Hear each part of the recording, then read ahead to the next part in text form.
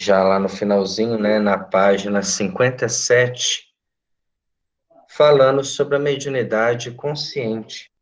E nós paramos no parágrafo aonde o, o nosso assistente Aulus disse que o sofredor disse, né, convicto ao contato das forças nervosas da médium, revive os próprios sentidos e deslumbra-se. Queixa-se das cadeias que o prendem, cadeia essas que em 50% decorrem da contenção cautelosa de Eugênia. Porta-se dessa forma como um doente controlado, qual se faz imprescindível. Então, nós estamos estudando a mediunidade consciente, a mediunidade mais comum que nós temos dentro da casa espírita. Estamos vendo todos os mecanismos que funcionam durante o processo da comunicação. Temos conosco a visão exata a partir dos espíritos que estão presentes no trabalho. E vemos como que é a mecânica do pensamento. Como que a Eugênia consegue diferenciar seus sentimentos, seu pensamento, do pensamento dos espíritos. Em momento nenhum ela cede a tudo aquilo que ele pede e, ao mesmo tempo, ela consegue filtrar o que é mais importante, que é o conteúdo emocional da comunicação. Com certeza, ela vai vestir essas emoções com palavras dela. Ela vai colocar ali uma série de palavras, de emoções que são delas. E isso nada mais é que a própria parte que cabe ao médium durante a comunicação. Nós estamos num processo de comunicação, nós não vamos ser 100% mediúnicos.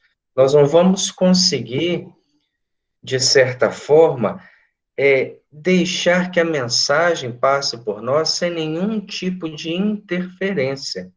Mas a interferência tem que ser mínima ao ponto de não causar nenhuma perturbação na mensagem.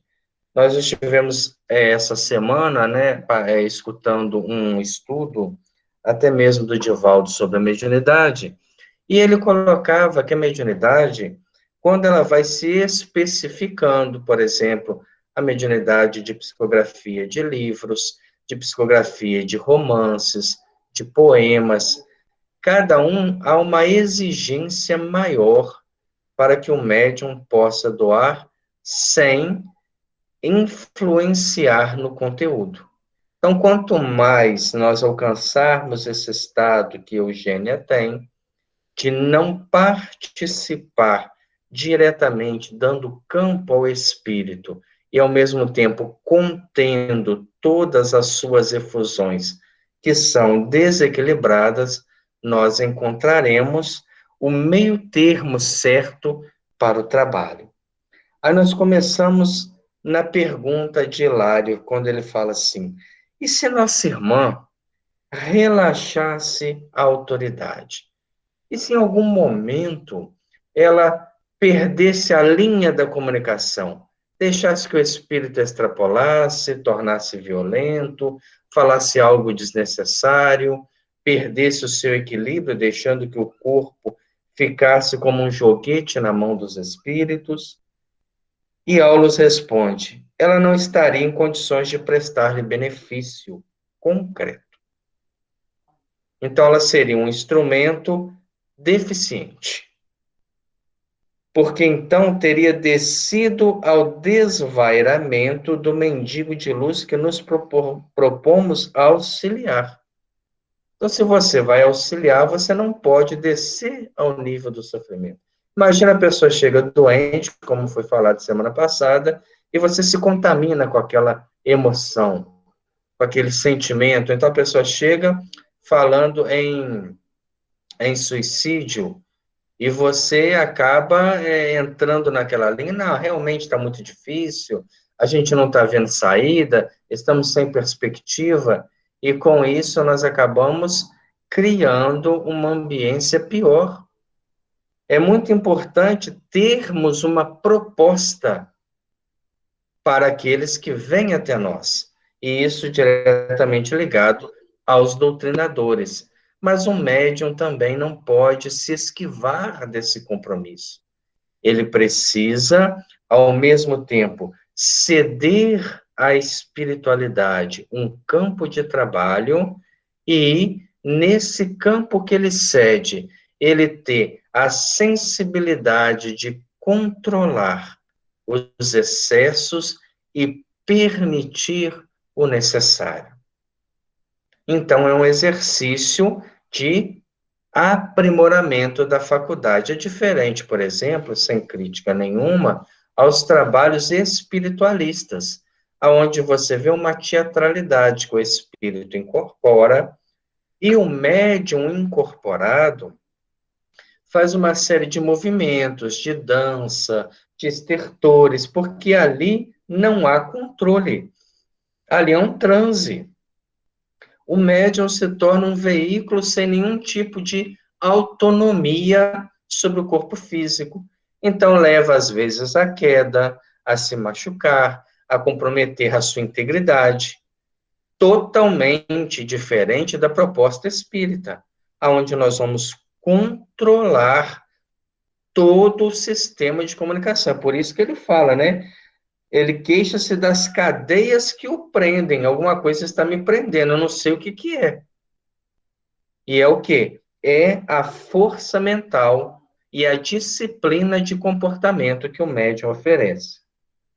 E numa imagem feliz para ilustrar o assunto, Aulus ajuntou: um médium passivo em tais circunstâncias pode ser comparado à mesa de serviço cirúrgico. Olha que comparação interessante. Ele compara o médium a uma mesa de cirurgia, aonde aqueles que vão operar precisam de recursos para conter, para expor o necessário, para oferecer conforto a quem faz o procedimento. Agora imagina se a mesa tivesse vontade própria, se ela tivesse movimentos próprios, se ela não oferecesse segurança para quem vai fazer o procedimento, tornaria-se muito mais difícil. Se o móvel especializado não possuísse firmeza e humildade, firmeza na disciplina, humildade no trabalho, qualquer intervenção seria de todo impossível. O trabalho do médium é um trabalho extremamente delicado. Nós precisamos de habilitação para trabalhar mediunicamente. Imaginemos quando vamos dirigir um carro. A princípio, tudo para nós é difícil. Aquele instrumento nos domina. Com o passar do tempo, com o exercício, com a disciplina, a gente passa a ter facilidade, domínio e às vezes acaba cometendo acidente, porque vacila na própria disciplina. Na mediunidade, nós não podemos vacilar na disciplina. Nós temos que nos habilitar e manter aquela disciplina sempre para que tenhamos um recurso concreto do trabalho que nos propomos fazer. Novamente, Hilário pergunta: mas nossa amiga está enxergando conscientemente a entidade que se lhe associa ao vaso carnal com tanta clareza quanto nós? Na verdade, quem pergunta é André Luiz, né? Ele coloca: perguntei por minha vez, atento aos meus objetivos de aprendizado. Por que que ele faz essa pergunta? Lembremos que Eugênia Alma afastou-se do corpo físico, no começo da manifestação. Então, era para que ela tivesse, teoricamente, um pouco mais de liberdade de expressão como espírito. Ouvir, escutar, sentir. Mas aqueles que já tiveram as suas experiências mediúnicas podem concordar que nem sempre naquele momento você tem a percepção do espírito, tem a percepção da sensação que ele te produz, que ele te promove, mas não a percepção do espírito. E Aulus responde justamente essa questão. No caso de Eugênia, isso não acontece. Porque o esforço dela na preservação das próprias energias e o interesse na prestação de auxílio com eficiência de suas possibilidades não lhe permitem a necessária concentração mental para surpreender-lhe a forma exterior. Entretanto, reproduzem nela as aflições e os achaques do socorrido, sente-lhe a dor e a excitação, registrando-lhe o sofrimento e o mal-estar. Então, a Eugênia precisa ter confiança. Ela não está vendo a entidade. Ela sente um mundo de sensações que a abarcam. E naquele momento ela vai se entregar. Ela vai doar-se, ela vai permitir-se dar aquelas sensações, aquelas impressões, uma verbalização. No início do processo mediúnico, essa verbalização é quase toda nossa. Nós temos no livro Espíritos e Médiuns, do espírito Leon Denis, uma obra muito interessante e pouco conhecida, ele vai fazer uma comparação do médium iniciante a uma máquina de escrever, faltando teclas. E é lógico que ele vai usar a máquina, porque na sua época era o instrumento que ele tem de comparação. E ele diz o seguinte: você recebe o pensamento fragmentado, faltam letras, e você preenche com o seu próprio conteúdo. Com o passar do tempo, a capacidade de filtragem é maior e você passa a receber mais informações e ter que participar menos. Então, numa comunicação de um espírito sofredor, não é uma comunicação para ficar se importunando o espírito. Qual o seu nome, aonde você morou, qual a sua dor, o que você traz de experiência. É uma comunicação de aprendizagem. Naquele momento, nós estamos recebendo aquelas impressões e fazemos um quadro da vida daquele espírito como forma de aprendizado. Essa é a finalidade da desobsessão. Pois não, Ângela? Deixa eu te perguntar. Nesse caso, o médium, ali nesse caso, ela é só um médium para receber a psicofonia. Correto. Ela poderia ser vidente também? Ela veria a entidade? Sim. Ou não ver seria uma proteção também ao trabalho? Não. Se ela fosse vidente, se ela tivesse essa particularidade, antes da comunicação, ela já estaria sintonizada com aquele campo mental que vai ser instrumentalizado por ela. Então, ela teria visão do espírito, o que facilitaria muito o seu trabalho. Porque se nós víssemos os espíritos, dificilmente teríamos dúvida. E olha que vidência e audiência são estados naturais que nós perdemos pelas nossas próprias condições emocionais. É natural que a gente veja os espíritos à medida que entramos na dimensão de vida deles. Porque o ser, quando vai se espiritualizando, ele vai aprimorando a sua capacidade, aprimorando a sua percepção e pode ver os espíritos com naturalidade. Nós pegamos, por exemplo, uma obra que eu gosto muito, Memórias do Padre Germano, e mostra uma vida ímpar, né, de um padre que foi um dos maiores trabalhadores do Cristo na Espanha, e ele tinha a percepção dos espíritos. Ele não era um médium vidente, ele era um sacerdote dedicado, mas quando as pessoas chegavam vitimadas da obsessão, ele enxergava as sombras que elas traziam, porque ele entrava naquela dimensão de vida pelo seu grau de espiritualização. Tarcísio, Oi, Marina. Quem vê o espírito sente também conforme o médium sensitivo ou o psicofônico, ou a partir do momento que ele vê, ele não sente aquelas impressões que ele já está enxergando ela? Ótima pergunta, Marina.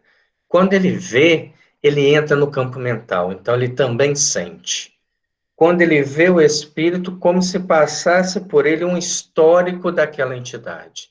Então, só de ver, ele sabe se é sofredor, se é suicida, o que traz a angústia. Por isso que a vidência, ela é muito delicada e tem diversas particularidades. É um estado de trabalho invejável daqueles que alcançaram o equilíbrio, porque também pode nos levar ao desequilíbrio extremo.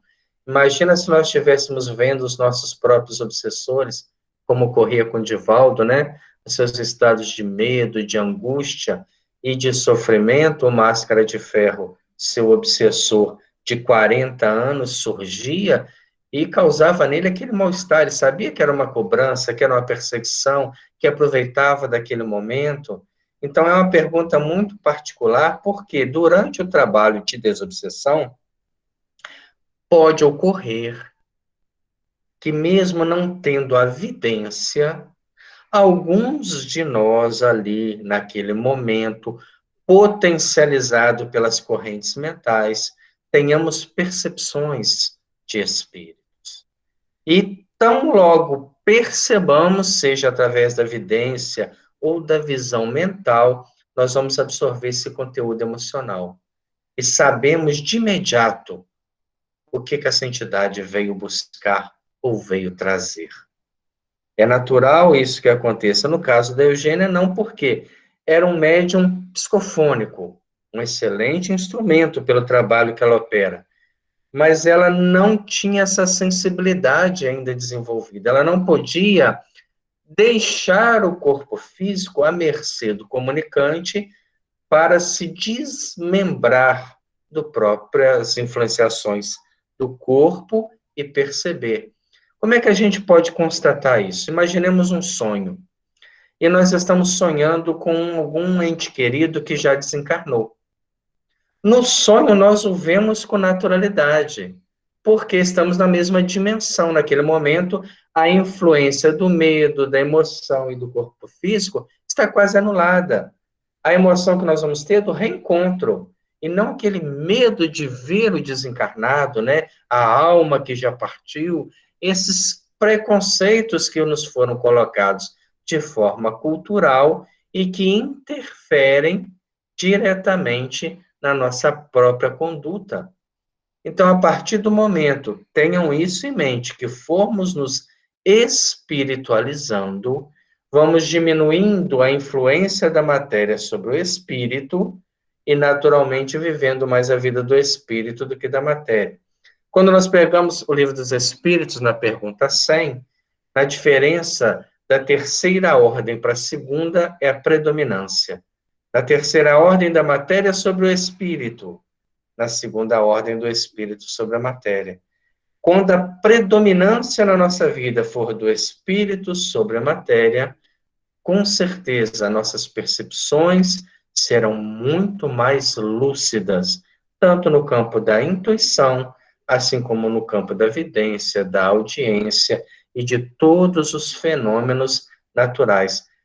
Peguem a biografia dos santos e nós vamos observar que todos eles tinham contatos com a espiritualidade de forma ativa, de forma íntegra, justamente porque eles viviam naquela dimensão, estavam ali coerentes com aquela proposta de vida.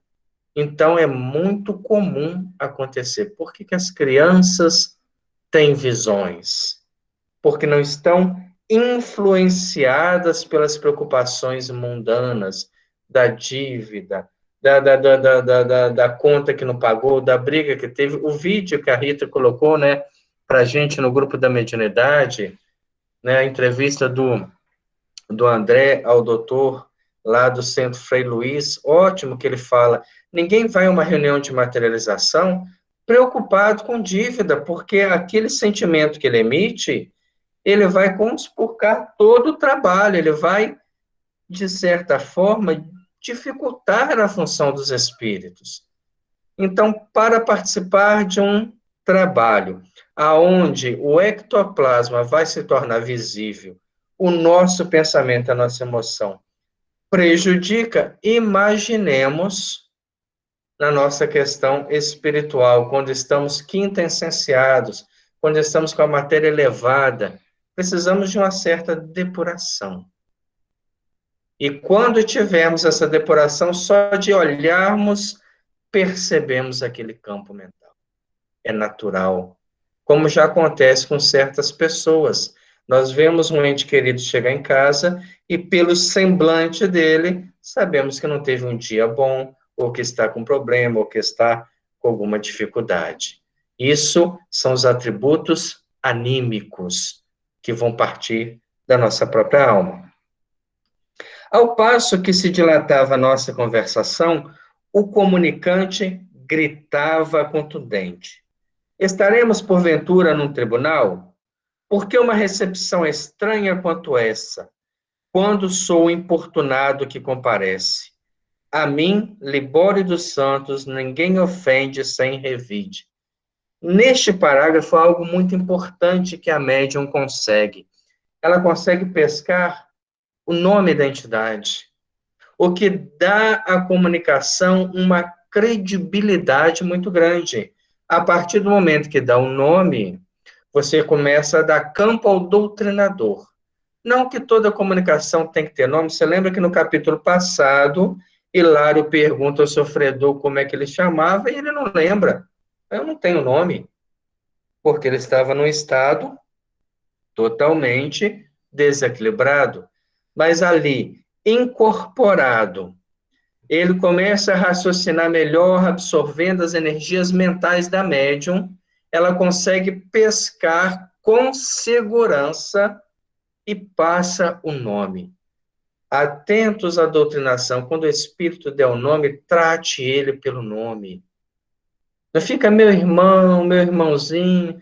Primeiro que eu não sou irmão de ninguém. Então trata ele, Senhor Libório, Senhor que está presente, porque você entra na dimensão dele de vida. Você consegue um grau de ascensão maior sobre ele. É um detalhe difícil e consegue ser pescado por ser uma médium habilitada. Como se a consciência o torturasse através de criações interiores que não nos era dado perceber, vociferava frenético: quem me acusa de haver espoliado minha mãe e lançado desamparo? Outro ponto. Um doutrinador tem que estar muito atento. O que ele está falando aí? Quem me acusa de... Deixa eu ver aqui, que eu até perdi aqui, ó. De haver espoliado a minha mãe e lançado o desamparo. Ele já está contando o seu drama. O que o faz sofrer? Consciência de culpa. Então, o doutrinador, nessa hora, precisa estar atento. Opa, ele está me dando um gancho. Fala assim, mas o que aconteceu com a sua mãe? Que tipo de envolvimento vocês tiveram que te cobra tanto? Neste caso, né, Raul Silva vai lá no ponto, porque também era um sensitivo, era alguém de uma inspiração excelente, ele vai descobrir o drama, sem nenhuma incorporação. Mas como nós estamos degraus abaixo, quando o Espírito te dá uma deixa dessa, você fala, opa, é aí que está o ponto. Um dos sofrimentos que ele traz é um complexo de culpa em relação à mãe. Então, quando o Espírito está falando, não são palavras jogadas, é experiência de vida. E aí você tem campo para entrar com uma proposta. Mas para isso nós temos que estar atentos. Se a gente deixa o Espírito falar, não, meu irmão, isso aí é assim mesmo, todo mundo sofre, perdeu o campo. Você não sabe mais como é que vai entrar. Ele começa a te dar ali toda uma margem do sofrimento dele, é igual um psicólogo. O O psicólogo ele fica atento a toda palavra que a gente fala. Por quê? Porque cada palavra expressa um campo de trabalho ao qual ele vai adentrar. O doutrinador precisa ter sensibilidade para isso. Se ele deixa o espírito falando, e não se atenta a nada do que falou, aquela comunicação está perdida. Vai ser apenas um choque anímico. Depois ele fala, dentro da mesmo parágrafo, não estarei acaso mais doente do que ela, porque ele só lembrava dela encarnada. Ele chega a morrer antes dela. E nós vamos ver isso no desdobramento da própria comunicação. Mas ele deixou bem claro, o meu problema maior, gente, é com a minha mãe. Eu não cuidei, eu tenho consciência de culpa, eu deixei ela sofrer. E aí ele se abriu. Aquela arrogância demonstrava o quê? Um espírito doente, com consciência de culpa, com fixação mental. Nessa altura, Hilário fixou o obsessor compadecidamente e indagou respeitoso. Não serão seus padecimentos simples angústia moral? É aquilo que a gente faz. A gente trata os espíritos tudo como sofredor, mas não entra no sofrimento de cada um. Tratamos eles como se fossem angústias, sofrimentos. Às vezes chega chorando. Eu me lembro de uma reunião que eu participei, e o espírito começou a contar, acho que contei essa história já nos nossos estudos, né? Ele começou a falar com o doutrinador, que ele era um inimigo do passado, e que ele estava realmente tentando destruir a vida do doutrinador. E o doutrinador não deu importância. Falou, você está tentando? Quantos já tentaram? Ele não absorveu aquela comunicação como uma entrada de reflexão e para que ele pudesse ter campo de alcançar um objetivo maior. Então ele foi levando com desdém aquela comunicação até o momento que o espírito cansou. E quando ele cansou, ele contou então qual era o motivo. Ele descreveu uma cena da vida passada que com certeza foi tão real que o doutrinador ficou estático. Parece que buscou lá no inconsciente aquele problema e trouxe à tona quando os dois, numa divergência de herança familiar, um matou o outro. O doutrinador agora havia matado o espírito que cobrava. E ele ficou sem argumento, ia falar o que agora? Já que ele não ficou atento a todas as palavras que foram ditas. Então, aqueles que querem se candidatar, meus irmãos, ao trabalho da doutrinação, da proposta da evangelização, da psicoterapia espiritual, seja o nome que queira dar, faça com coração. Esteja atento ao que o Espírito diz. Porque é uma palavrinha que ele fala, ele te dá todo um campo de trabalho que pode levá-lo a reflexões profundas. Não seja desonesto com os espíritos, não seja indiferente, não vá com fórmulas, né, já pronta, não, se liberta, perdoa. Você não sabe qual é o drama. Como é que você vai falar para o espírito perdoar? Às vezes você é o ofensor, e você está mandando ele perdoar. Pensem bastante nisso. E Aulus responde a Hilário, não tanto assim. As crises morais de qualquer teor se nos refletem até os veículos de manifestação. O beneficiário desta hora tem o cérebro perispirístico dilacerado e a flagelação que lhe invade o corpo fluídico é tão autêntica como a de um homem comum supliciado por um tumor intracraniano. Então, olha o que Aulus falou. O drama que esse homem traz, que nós vamos ver no próximo capítulo, é tão intenso que é como se fosse um tumor dentro do cérebro que o pressionasse a tal ponto que deixasse ele alucinado. Por isso nós precisamos respeitar. Eu me lembro, há muito tempo, quando eu fiz um curso de enfermagem, e conversando com um professor meu, ele falou algo que me fez lembrar durante esse estudo. Ele disse que certa vez ele era um enfermeiro de CTI e, com o passar do tempo, com a quantidade de pessoas que chegavam, morriam, ele começou a ficar assim meio que indiferente ao sofrimento. Não é o certo, mas é uma reação quase que automática que alguns profissionais levam, e ele aprendeu muito com isso. Até um dia que chegou um paciente que estava sentindo dor, mas não conseguia identificar aonde a dor estava. E o médico que havia atendido lá embaixo, né, no pronto-socorro, preocupado com aquela dor que não tinha uma gênese, enviou ele para o CTI. E quando ele chegou no CTI, inquieto pela dor, ele começou a desconfiar, falar, tá sentindo nada não, tá querendo chamar atenção. Tentaram sentar, fazer uma punção venosa e tal, e ele não parava, muito agitado. Ele desconfiou que poderia ser uma mentira. Instantes depois, ele teve um infarto fulminante dentro do CTI.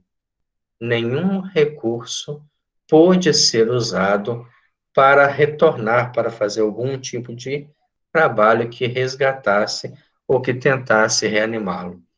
Então ele disse para mim, hoje, eu não desconfio de nada. Se a pessoa falar, estou com uma dor de cabeça, eu dou toda a atenção possível, porque aprendi da pior forma, desconfiando de algo real. Eu trago isso para a doutrinação. O Espírito chega, às vezes você fala assim, nossa, mais um perdido, mais um sem esclarecimento. E pode ser por minha responsabilidade que ele está assim. E vai ser minha responsabilidade ele permanecer assim. Então, abrace, né, o sofredor, dê amparo, escute, entenda, não fique pesquisando, mas você era parente de quem, né? Ah, você está na casa de fulano, o que você é lá, você é inimigo, você persegue alguém, esquece isso. Deixa que ele conte a sua própria história. E a partir daí, aprenda com a experiência dele, para não ter que viver a mesma experiência. Lembremos que daqui a pouco seremos nós que estaremos no mundo espiritual, alguns talvez precisando da desobsessão para despertar. Demonstrando-se sumamente interessado no estudo, Hilário acentuou: se fôssemos nós os companheiros encarnados, com sede de maiores conhecimentos da vida espiritual, poderíamos submetê-lo a interrogatório minucioso? Estaria em posição de identificar-nos perfeitamente? O bom de Hilário é que ele faz as perguntas que a gente faz, né? Ele pergunta assim, por exemplo, esse espírito está lá na nossa reunião.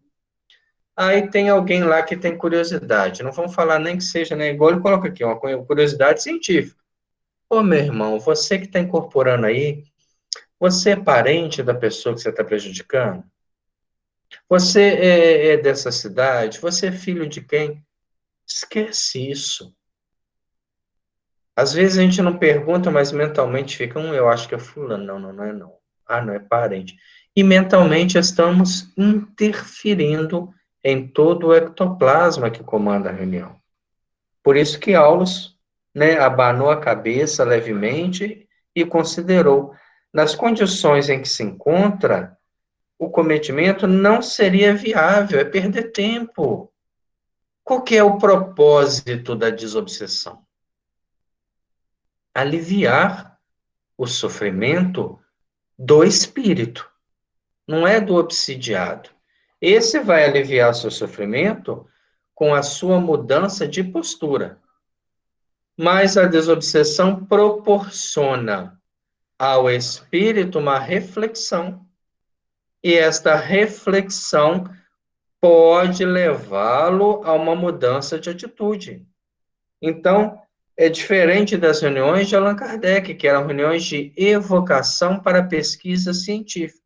Os espíritos que vinham preparados para serem interrogados, havia um grau de lucidez maior, eram selecionados pela espiritualidade, fora aqueles casos particulares que ele se predispunha a evocar, e mesmo assim os seus trabalhos eram direcionados pelo espírito de São Luís.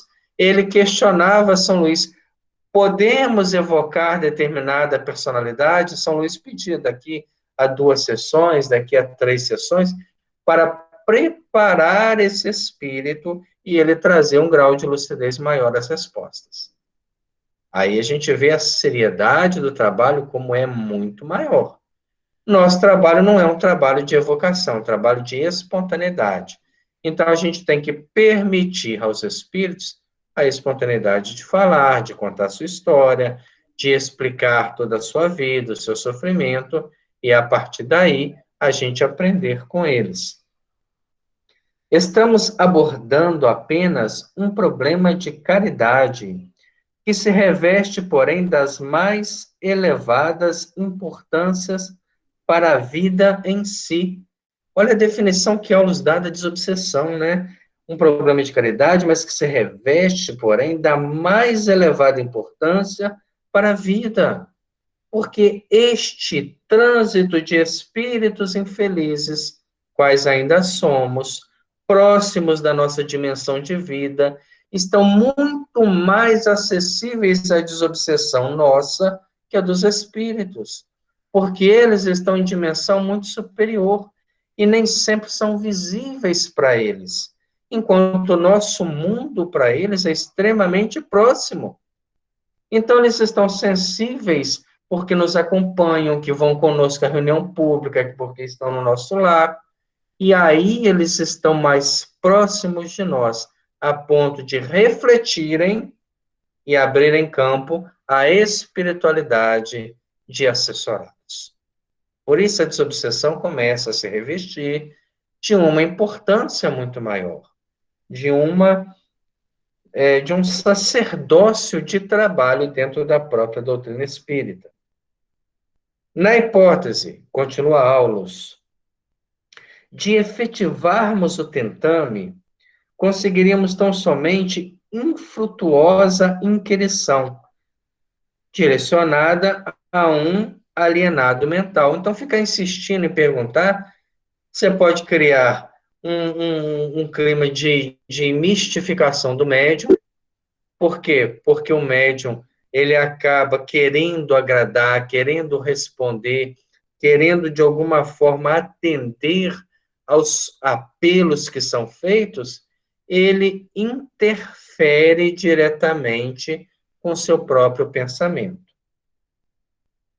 E como ele está, no caso de um alienado mental, dificilmente daria uma resposta efetiva, que por algum tempo ainda se mostrará lesado em expressivos centros de raciocínio, trazendo consigo a herança de uma existência desequilibrada e fortemente atraído para a mulher que o ama e de quem se fez desabrido perseguidor.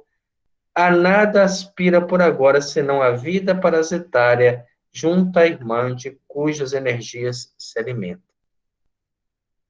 Qual que é o retrato desse espírito? É um vampiro espiritual. Ele se alimenta da energia vital da mulher que o ama.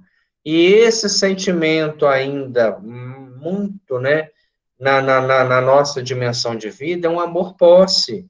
Não é um amor que liberta. É aquele amor que retém, que quer junto, que pensa o tempo todo. E isso faz com que ele sinta-se atraído por ela e, naturalmente, próximo a ela, viva as sensações através da sua vida. Esse consórcio se deu durante 5 anos, o que levou ela a um total desequilíbrio orgânico.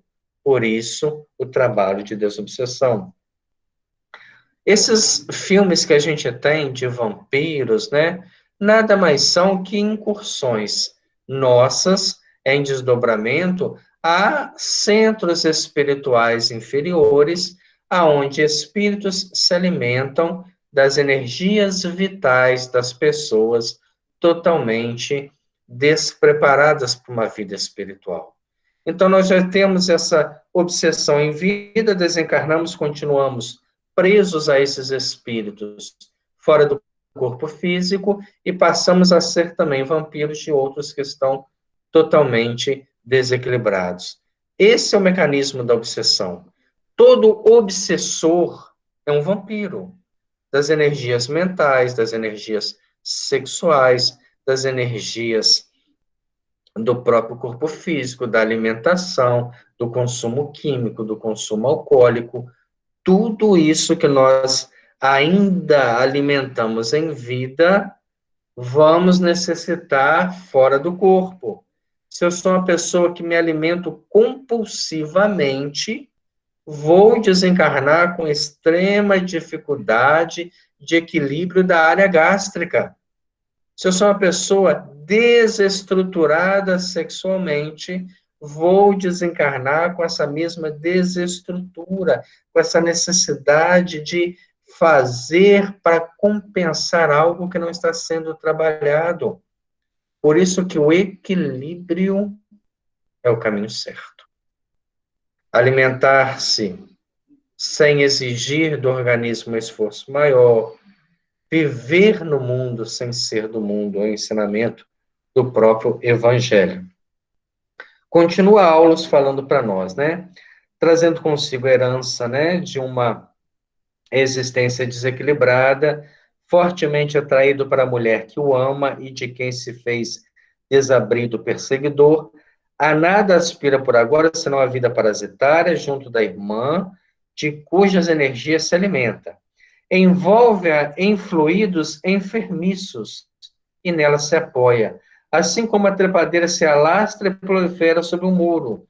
Somando tudo a isso, o choque oriundo da morte, não temos o direito de esperar dele uma experiência completa de identificação pessoal. Não sabe que já morreu, não sabe que a mãe está no estado que está, entrou num estado de alienação mental, então ele vive do lado da companheira, ela encarnada, ele desencarnado, sem a noção exata dessa diferença. Talvez isso para a gente pareça algo muito estranho, porque estando nós encarnados, nós estamos vivendo apenas dentro da dimensão da carne. Mas se fôssemos o vidente, como a Marina colocou lá atrás, isso seria natural, porque nós estamos num campo, vendo o outro e, às vezes, misturando realidades. Imagina um médium vidente que não tenha nenhum tipo de educação mediúnica, a dificuldade que ele tem para poder se equilibrar, para poder identificar aquilo que é e o que não é.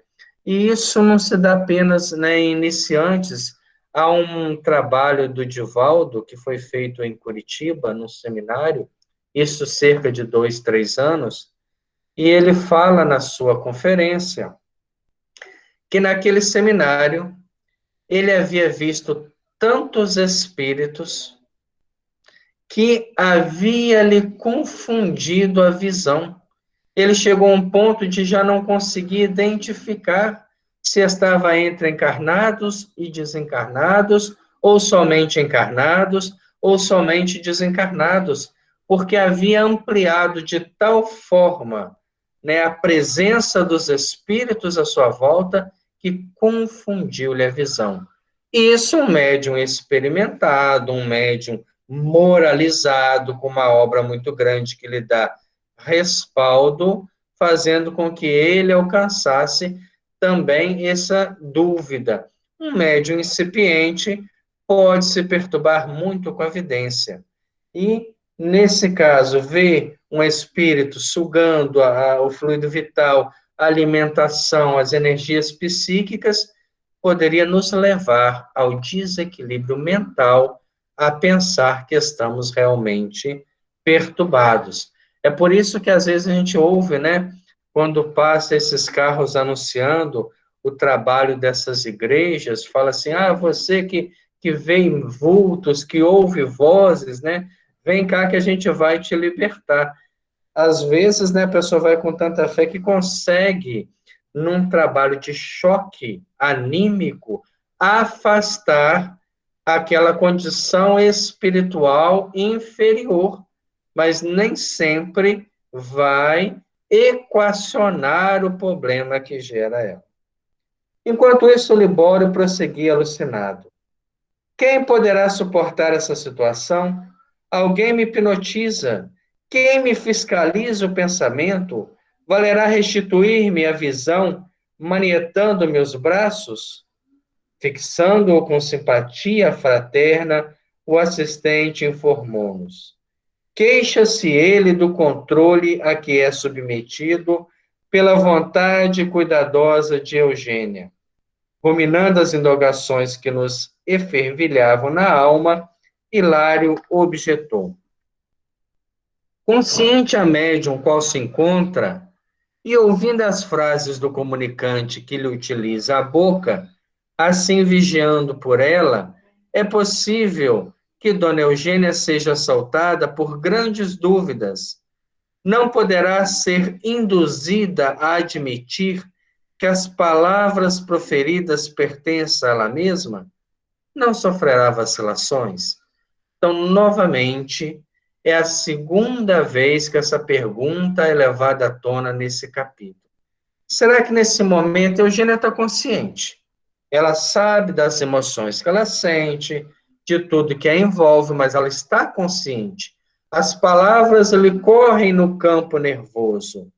Ela consegue conter todo o comunicante, ela consegue retornar à lucidez completa num átimo. Será que mesmo, ela sentindo essas emoções, ela não sofrerá vacilações? Em algum momento ela vai falar assim, eu não vou dar passagem não, porque isso aí que eu estou sentindo é meu. Eu senti isso durante o dia, mas esquece que durante o dia ela já estava dentro do campo mental do comunicante. E aí a Aulus coloca, isso é possível. O médium pode ter dúvida? Pode, mas a dúvida atrapalha o seu trabalho completamente. Médium com dúvida não vai conseguir operar um trabalho de qualidade. Ele vai estar sempre sendo um instrumento deficitário, porque ele nunca vai se entregar, ele sempre vai ter insegurança. Contei para vocês também o caso de uma médium que trabalhou com a gente durante um tempo, médium de grande sensibilidade, e que após cada trabalho que ela operava, ela perguntava, tá certo? Você confia no que eu fiz? E você não sabe, a primeira pessoa que tem que confiar é ela. Ela que sentiu as emoções, ela que sentiu o campo mental, as correntes mentais, a energia que a envolveu. Tarcísio, Oi? tem essa história, porque eu já vi que tem médico que sempre começa a comunicação do mesmo jeito, que dá até uma desconfiança na gente. Toda vez começa com o mesmo jeito, usando as mesmas palavras. Isso é do médium ou pode ter a mesma comunicação aí? Não, isso daí é um trejeito do médium. Ele só consegue dar passividade se ele fizer todo um caminho que ele está seguro. Então, às vezes, esfrega as mãos, esfrega os pés, bate na mesa, dá os seus chiliques, que nada tem a ver com a comunicação. São energias que ele está sentindo e, não sabendo trabalhar com elas, cria um método pessoal para associar essas energias. Isso faz com que ele comece todas as comunicações da mesma forma, o que gera dúvida. Daqui a pouco você fala assim, engraçado, ele recebe um sofredor dessa forma, e recebe um espírito mediano dessa forma, e recebe um orientador dessa forma. Aí é mistificação, é participação anímica do médium no trabalho mediúnico, o que revela uma falta de estudo, de habilitação para o trabalho mediúnico.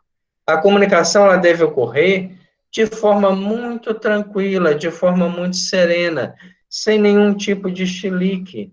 Os médiuns mais antigos, que não passaram por um processo de orientação, como nós estamos passando, é natural que carreguem consigo esses tipos de muletas psicológicas para se sentirem seguros, ao passo que, à medida que vão desenvolvendo a percepção da mediunidade, se libertam e dão campo natural. Aí a gente vê, por exemplo, igual nós tivemos há pouco tempo, Dr. Bezerra de Menezes falando pelo Divaldo, sem nenhuma estrutura diferente. O Divaldo vai falando, fazendo a prece, muda-lhe a voz, que é uma particularidade do espírito, e faz uma mensagem belíssima, sem nenhum chilique, né? Sem nenhum tipo de movimentação que justificasse a aproximação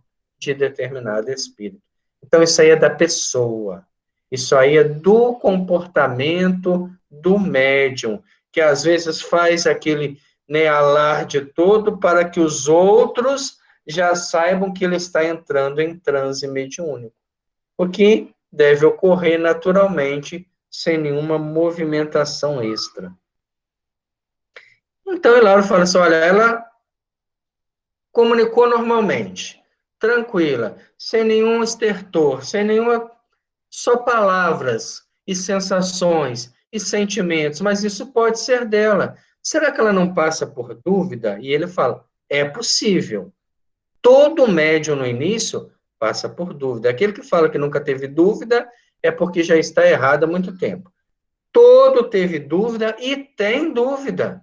Ele tem que ter bom senso, honestidade com o grupo e consigo mesmo. Não vai sair de casa para fantasiar a comunicação na casa espírita, como aconteceu há muito tempo atrás no Aldernes mesmo. História que me foi contada pela própria esposa do médium, que chegou ao grupo mediúnico e disse, não acredita em nada que fulano de tal faz, porque ele treina esse tipo de movimentação em casa, no espelho. Aí chega aqui, faz, e a pessoa, nossa, um obsessor, é um espírito sofredor. Ela foi lá e desmascarou, porque era uma pessoa honesta e vendo que as pessoas estavam dando crédito àquele estertor todo.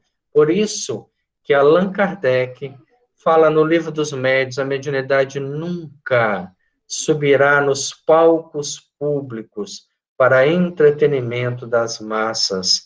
Ela tem que ser leve, ela tem que ser neutra, ela tem que ser suave, ela tem que ser espontânea, ao passo que ela flui naturalmente, sem os chiliques nervosos, sem os cacuetes dos médiuns, que cai de joelho, fica em pé, torce a mão, vira a mão para trás, gagueja.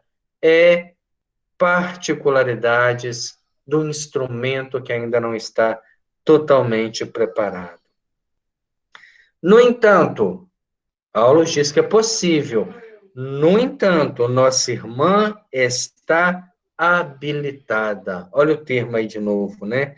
A perceber que as comoções e as palavras desta hora não lhe dizem respeito.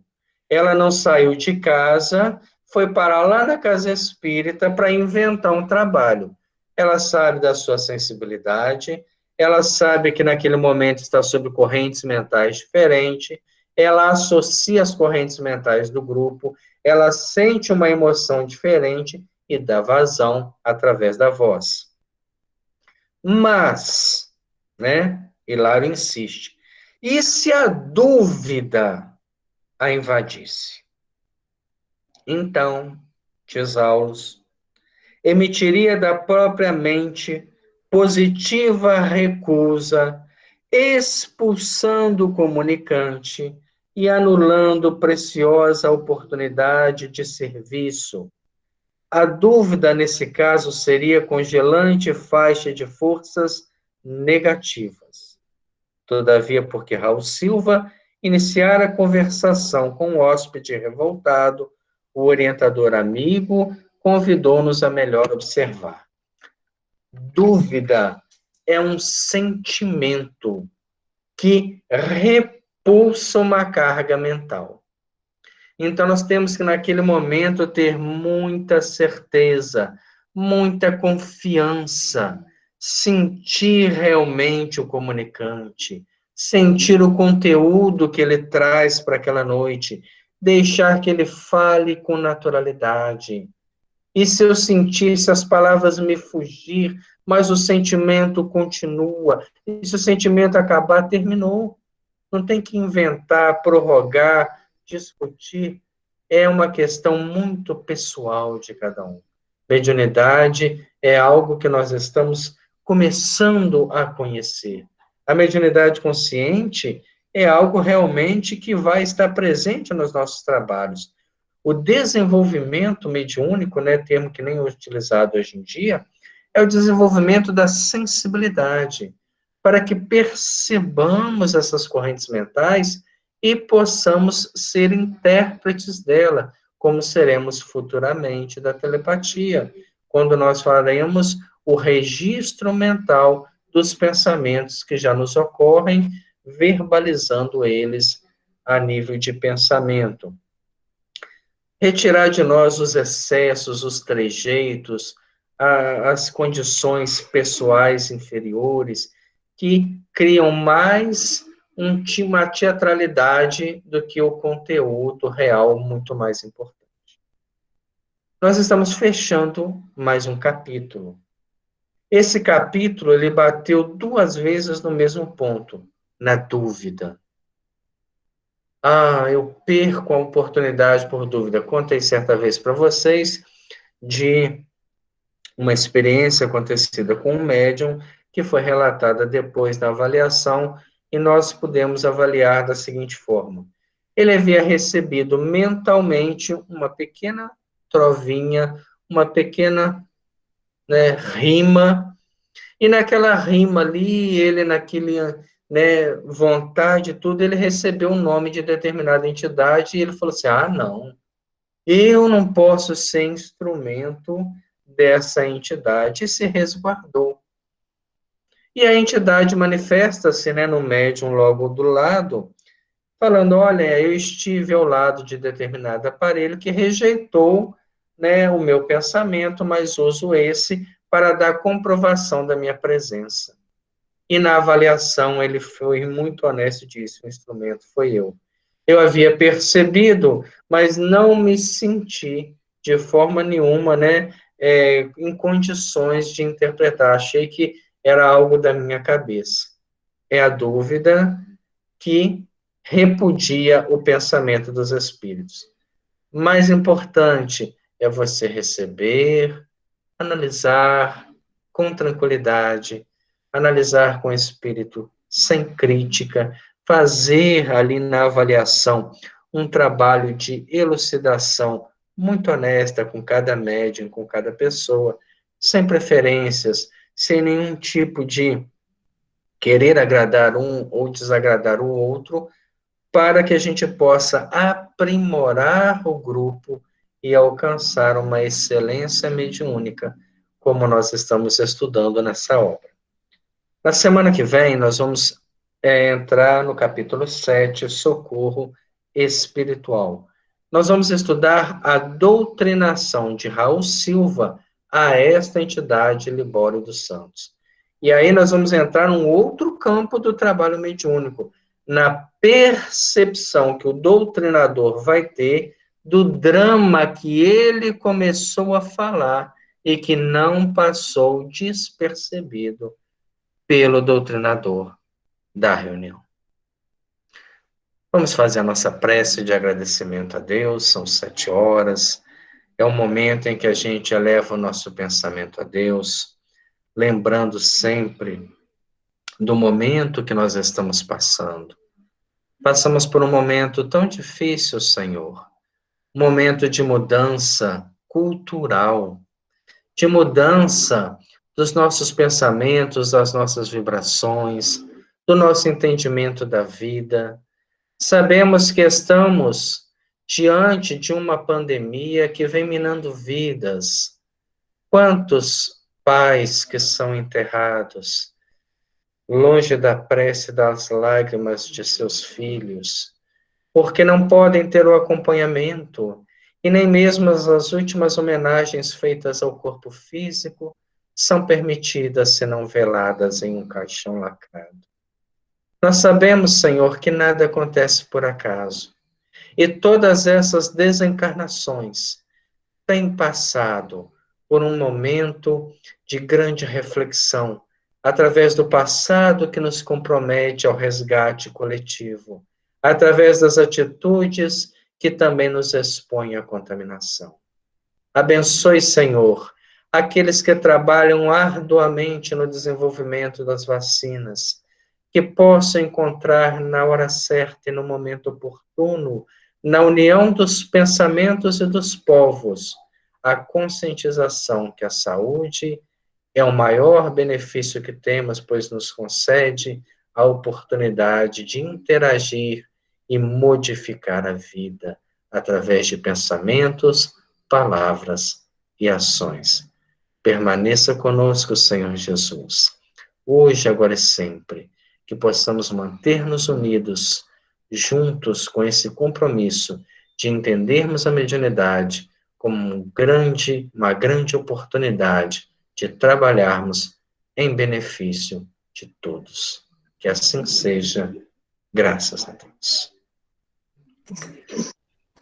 Muito obrigado a todos pela presença, pelo carinho. Semana que vem estaremos aí de volta, capítulo 7, Socorro Espiritual.